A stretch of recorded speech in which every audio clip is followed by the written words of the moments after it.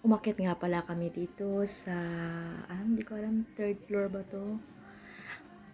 Sa may pillow section. Basta, yun. Nagtingin-tingin yung kaibigan ko kung makakabili siya ng unan. Magaganda yung mga unan dito, guys. Siyempre, malambot. Wow! Ang sarap kayang matulog pag komportable ka, di ba? Yes! Mahirap naman kasi yung unan na matigas. Tapos, iba yung nasa loob. Ayan. Habang nagtitingin siya ng unan, ako naman, ikot-ikot lang din. Nagtingin ako dito sa kabilang side. Ayan. Mga medyas to. Pero parang pang kids siya. Stretchable naman yata eh.